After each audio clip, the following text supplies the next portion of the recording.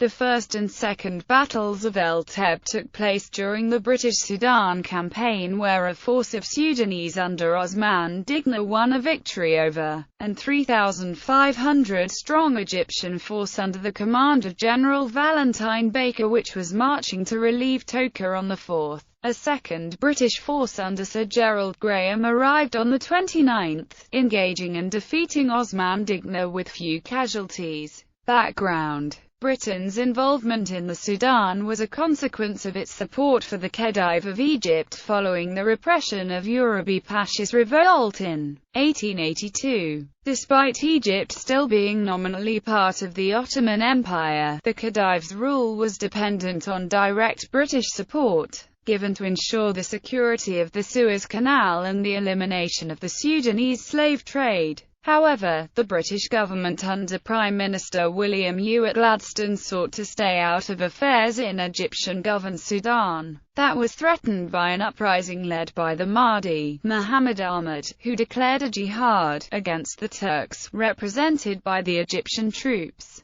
The Mahdist forces enjoyed considerable success against Egyptian troops in 1882 and 1883, and several towns garrisoned by Egyptian troops found themselves surrounded. In their haste to be rid of the Sudanese question, the British urged the Egyptians to evacuate their troops. Battle. February 4, 1884. The port of Suakin, on the Red Sea, could be supplied by ship and still held out.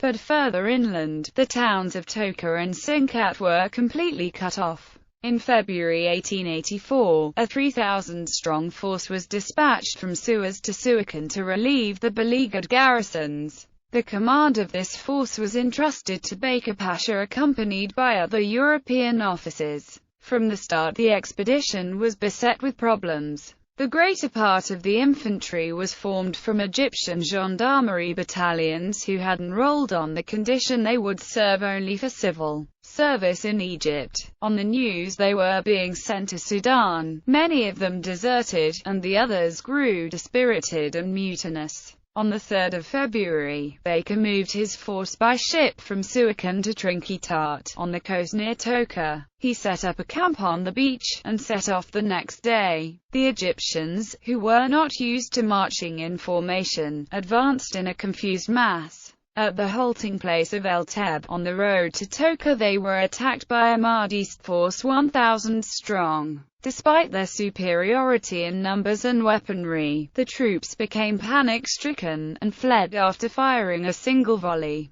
The Mahdists caught up with them and inflicted huge losses, killing all the European officers who tried to resist. Baker, unable to rally his men, retreated to the camp with the few survivors and managed to protect it from the Mahdists. Of a force of 3,500, barely 700 returned. After returning to Suakin, Baker tried to organize the defense of the city, but the Egyptian troops had grown distrustful of the British officers and refused to obey. This defeat sealed the fate of the garrisons. The Sinkat garrison sallied out to try to reach Suakin on foot. They were massacred. The Toka garrison surrendered without a fight. February 29, 1884. In Britain, Baker's defeat incensed the imperialist faction, represented by Lord Wolseley, who demanded the intervention of British troops. Reluctantly, the British government agreed, and several units returning from India were diverted to Suakin. On the 21st, the force under the command of Sir Gerald Graham left for El Teb via Trinkitat. It was composed of 4,500 men with 22 guns and 6 machine guns. On the 29th, they approached the main Mahdist position, on a hill near El Teb. This position consisted of various entrenchments and rifle pits. The Mahdists also had several artillery pieces, including Krupp guns captured from the Toka garrison, some of whom had changed sides, and were now fighting for the Mahdists.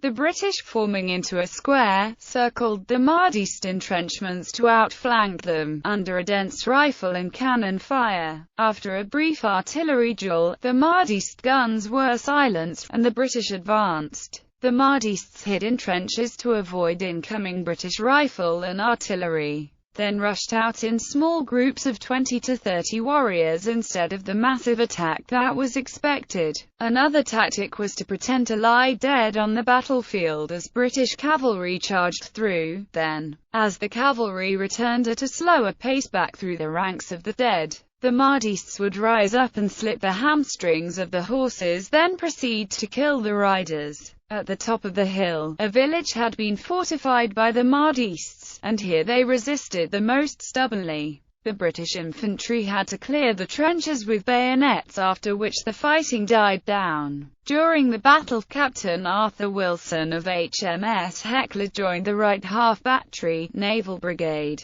in place of a lieutenant who was mortally wounded. As the troops closed on the enemy battery, the dervish charged out on the detachment which was dragging one of the guns, whereupon Captain Wilson sprang to the front and engaged in single combat with some of the enemy, and so protected the detachment until men of the 1st Battalion, Yorkham Lancaster Regiment, came to his assistance. For this action Captain Wilson was awarded the Victoria Cross. Graham's force then advanced to Toker, encountering no further resistance. After the battle, most of the equipment lost by Baker's force was recovered. The British suffered only light casualties, the Mahdist fire being generally inaccurate. Baker Pasha, who accompanied the force, was wounded in the jaw. The Mahdists suffered heavily from British firepower, losing 2,000 killed. Aftermath. Upon Graham's return to Britain, he received the thanks of Parliament and was made a Lieutenant General for distinguished service in the field. During the second battle itself, actions by Sir Arthur Wilson, then a captain, were rewarded by a Victoria Cross. Captain Littledale had a narrow escape in a hand-to-hand conflict with an Arab, but no officers were killed. The Arab armed with a knife and Littledale with a pistol that had jammed. The fight went to ground, but Littledale was rescued by Corporal Henry Baxter, who saw the struggle and was able to disarm the Arab, bayonet him and carry Littledale to safety and later rejoin the battle. Littledale survived even though he had been stabbed several times and was covered in serious bite marks.